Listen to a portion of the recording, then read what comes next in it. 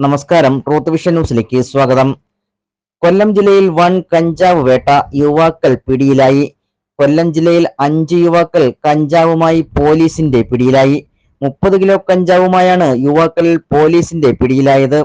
നീണ്ടകര അനീഷ് ഭവനത്തിൽ കുമാർ 28 വയസ്സ്, ചവറ മുകുന്ദപുരം ഷൈബുരാജ് 35 വയസ്സ്, ചവറ തോട്ടിൻ വടക്ക് വിഷ്ണു ഭവനിൽ വിഷ്ണു 26 വയസ്സ്, ചവറ വൈങ്ങോലിൽ തറവാട്ടിൽ ജീവൻ ഷാ 29 വയസ്സ്, ചവറ പാന കാവയത്ത് തെക്കതിൽ പ്രമോദ് 32 വയസ്സ് എന്നിവരാണ് സിറ്റി ഡാൻസ് ഓഫ് സംഘവും ഓച്ചിറ പോലീസും സംയുക്തമായി നടത്തിയ പരിശോധനയിൽ പിടിയിലായത്.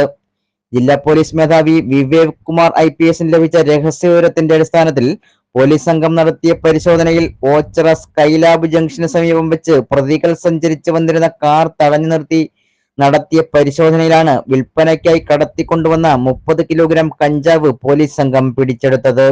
കൊല്ലം നഗരത്തിലും പരിസര പ്രദേശങ്ങളിലുമുള്ള സ്കൂൾ, കോളേജ് വിദ്യാർത്ഥികൾക്കും മറ്റും വിതരണം ചെയ്യുന്നതിനായി ഒഡീഷയിൽ നിന്നും കടത്തിക്കൊണ്ടുവന്ന കഞ്ചാവാണ് പിടിച്ചെടുത്തത്. ആഡംബര ജീവിതം നയിക്കുന്നതിനായി ഒഡീഷയിൽ നിന്നും സ്ഥിരമായി വ്യാവസായികാടിസ്ഥാനത്തിൽ കഞ്ചാവും മറ്റും എത്തിച്ച് ജില്ലയിൽ വിതരണം നടത്തി വരികയായിരുന്നു ഇവർ. പ്രതികൾക്കെതിരെ നിരവധി ക്രിമിനൽ കേസുകൾ നിലവിലുണ്ട്. കരുനാഗപ്പള്ളി ACP പ്രദീപ് കുമാറിന്റെ നിർദ്ദേശപ്രകാരം ഓച്ചിറ പോലീസ് ഇൻസ്പെക്ടർ അജേഷിന്റെ നേതൃത്വത്തിൽ SI-മാരായ തോമസ്, സുനിൽ, സന്തോഷ്, SCPO-മാരായ ശ്രീജിത്ത്, രാജേഷ് എന്നിവർക്കൊപ്പം SI കണ്ണന്റെ നേതൃത്വത്തിലുള്ള ഡാൻസ് ഓഫ് ടീമും ചേർന്നാണ് പ്രതികളെ പിടികൂടിയത്. News desk, truth vision news.